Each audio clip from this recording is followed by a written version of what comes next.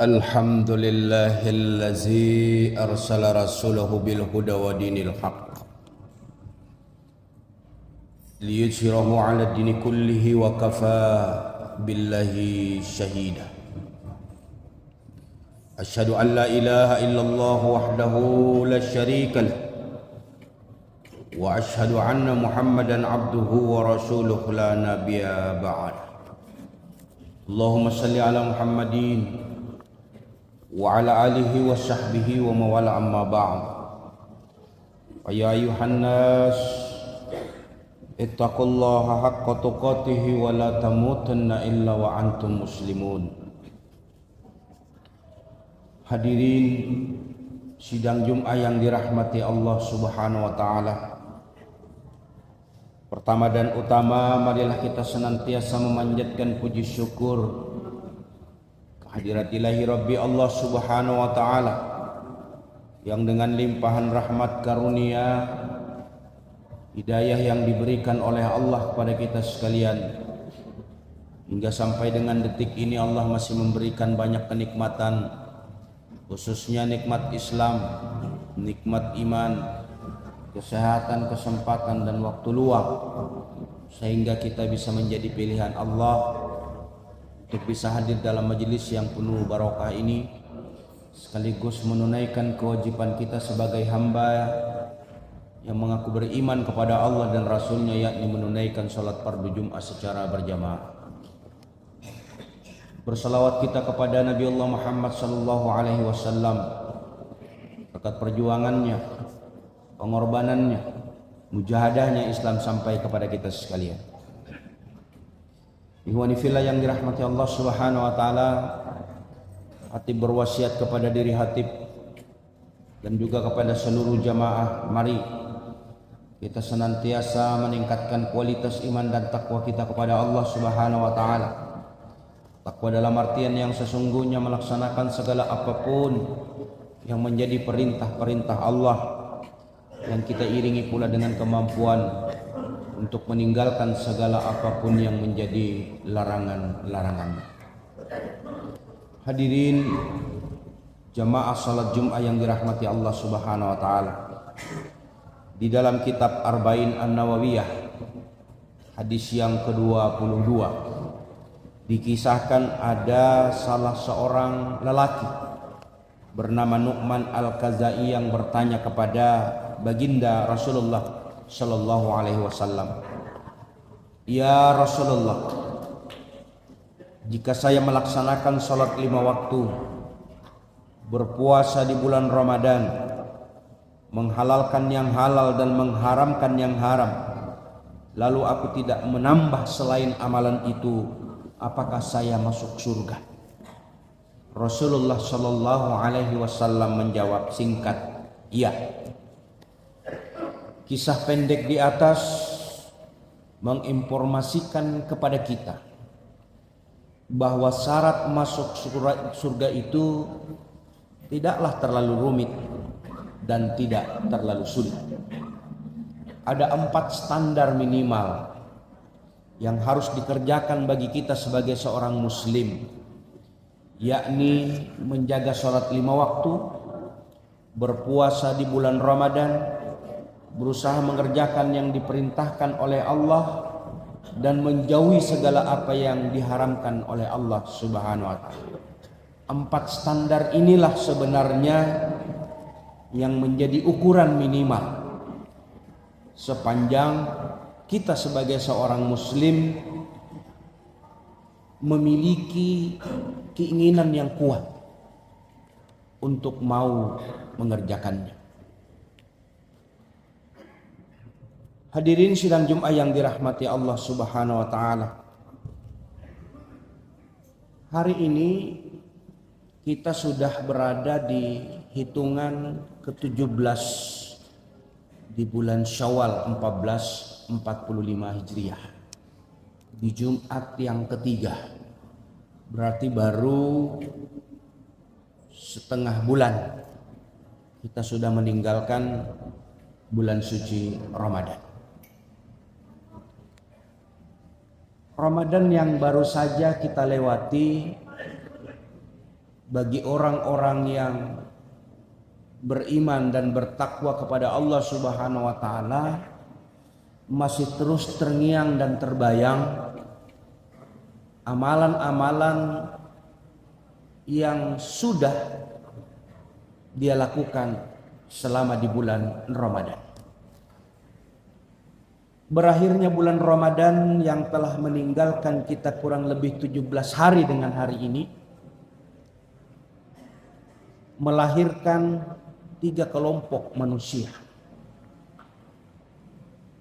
Siapa sajakah ketiga kelompok manusia itu?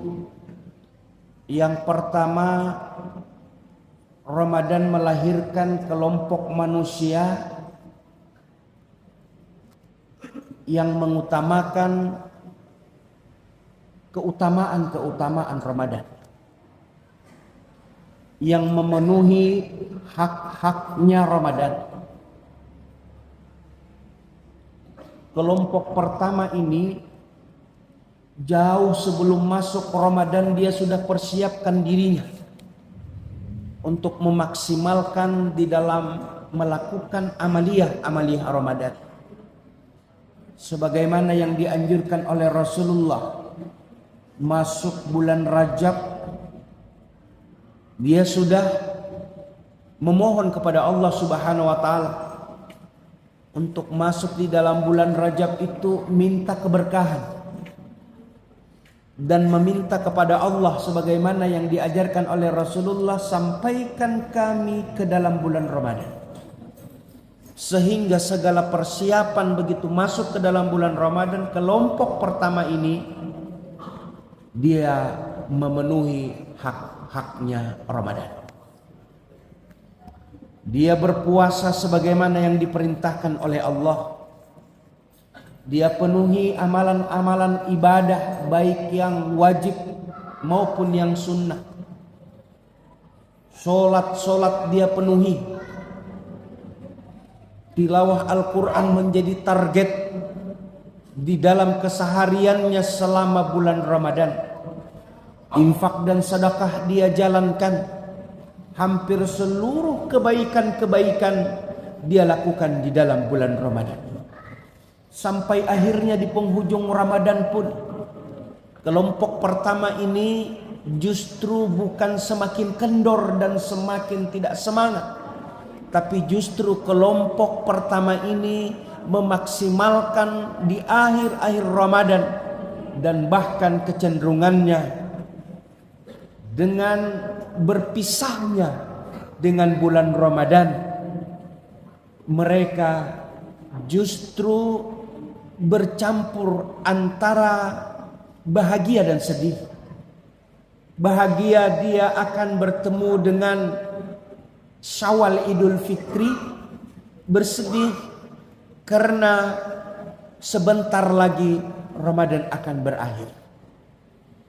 Kelompok pertama inilah sesungguhnya manusia-manusia yang kemudian setelah keluar daripada Ramadan selalu memohon kepada Allah Subhanahu wa taala agar amal-amal ibadah yang sudah dia lakukan di dalam bulan Ramadan tetap diistiqomahkan oleh Allah Subhanahu wa taala, tidak berhenti amalannya hanya di dalam bulan Ramadan saja.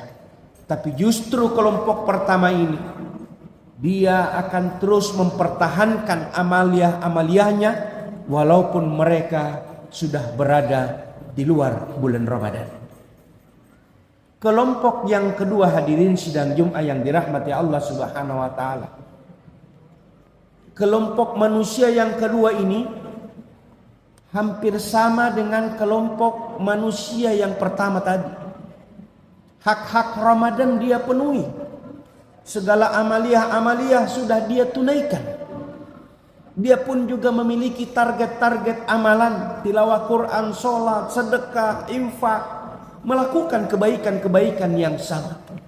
Cuma perbedaannya dari kelompok yang pertama, kelompok kedua ini menyangka kalau amalan-amalan ibadah yang sudah dia tunaikan di dalam bulan Ramadan cukup hanya sekedar di bulan Ramadan saja. Begitu Ramadan berakhir, maka berakhir pula lah amalan-amalan yang dia lakukan.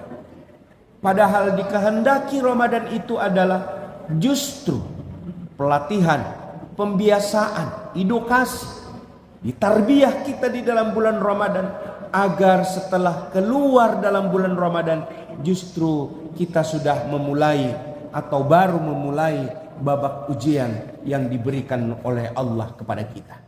Maka kelompok yang kedua ini berbedanya adalah ketika Ramadan berakhir, mereka pun mengakhirkan amaliyah-amaliyah yang sudah dia kerjakan di dalam bulan Ramadan. Mereka memahami kalau amal-amal ibadah itu cukup hanya dilakukan di dalam bulan Ramadan. Segala kebaikan-kebaikan itu cukup hanya dilakukan di dalam bulan Ramadan. Nanti setelah keluar bulan Ramadan itu bukan persoalan. Inilah kelompok yang kedua. Adapun kelompok yang ketiga, hadirin sidang Jumat yang dirahmati Allah Subhanahu wa taala. Kelompok ketiga ini sama sekali tidak memberikan efek apapun dalam kehidupannya. Ramadan dan tidak Ramadan baginya sama saja. Orang berpuasa dia tidak sedikit pun terpanggil untuk melakukan hal yang serupa. Orang dengan semangatnya untuk berjamaah di masjid sedikit pun tidak memberikan pengaruh dalam hidupnya. Dia sama saja kehidupannya sebagaimana sebelum masuk Ramadan. Sampai kemudian berakhir Ramadan sama saja tidak memberikan efek dalam dirinya. Tentunya kelompok ketiga ini maupun kelompok kedua adalah kelompok manusia yang dicela dalam agama. Tentu hadirin sidang Jumat yang dirahmati Allah Subhanahu wa taala, kita tidak ingin menjadi tergolong orang-orang yang kelompok kedua, apalagi kelompok yang ketiga. Kelompok yang ketiga ini tidak sedikit pun memberikan pengaruh dalam hati dan pikirannya. Mereka beranggapan sama saja ada Ramadan dan tidak Ramadan. Sampai kemudian hati mereka membatu. Tidak sedikit pun bisa tersentuh. Sehingga apapun yang dia miliki, apapun yang dia dapatkan, dia menyangka rezeki yang dia punya, kelebihan harta yang dia ada, itu seolah-olah tidak ada campur tangan Allah Subhanahu wa taala terhadap dirinya. Padahal dia tidak sadar. Orang-orang yang kemudian dihadirkan Ramadan lalu kemudian tidak berpengaruh sedikit pun dalam hidupnya, maka ini yang dikatakan oleh Rasulullah dalam salah satu riwayat ketika malaikat Jibril menaiki tangga, yang pada waktu itu malaikat Jibril berdoa, yang ketika Rasulullah ingin menaiki mimbar, lalu kemudian Jibril berdoa, salah satunya celaka orang yang ketika Ramadan datang dan pergi lalu kemudian tidak terampuni dosa-dosanya, yang pada waktu itu Jibril berdoa lalu kemudian diaminkan oleh Nabiullah Muhammad sallallahu alaihi wasallam. Maka orang-orang yang kemudian didatangkan bulan Ramadan lalu tidak memberikan pengaruh sedikit pun dalam hidupnya, ini yang dikategorikan oleh Rasulullah adalah manusia-manusia yang celaka.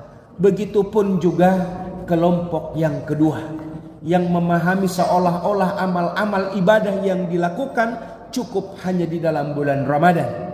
Padahal sesungguhnya kelompok pertamalah yang ketika dia melakukan kebaikan-kebaikan di dalam bulan Ramadan, lalu kemudian mereka meminta kepada Allah Subhanahu wa taala agar mereka diistiqomahkan dalam melakukan amal-amal ibadah, yang tidak hanya dia lakukan kebaikan dan amalan itu di dalam bulan Ramadan, tapi justru dia mengarungi 11 bulan sampai kemudian dia bertemu dengan bulan Ramadan berikutnya. Hadirin sidang Jumat yang dirahmati Allah Subhanahu wa taala, orang-orang yang termasuk golongan pertama ini meminta kepada Allah agar dia diistiqomahkan dalam amalan-amalannya. Paling tidak amalan-amalan yang dia selalu mintakan kepada Allah Subhanahu wa taala adalah berupaya untuk mempertahankan amal-amal ibadahnya kepada Allah Subhanahu wa taala. Apa saja amalan-amalan yang dia lakukan di dalam permohonannya kepada Allah Subhanahu wa taala? Salatnya paling tidak setelah keluar daripada bulan Ramadan dia akan jaga minimal 17 rakaat 5 kali dalam sehari semalam. Ini tidak lagi menjadi persoalan bagi orang-orang yang kelompok pertama tadi. Dia akan terus jaga yang namanya ibadah sholat. Dia akan pertahankan paling tidak 17 rakaat dia tunaikan. Syukur-syukur dia mampu mempertahankan sebagaimana yang dia sudah lakukan di dalam bulan Ramadan.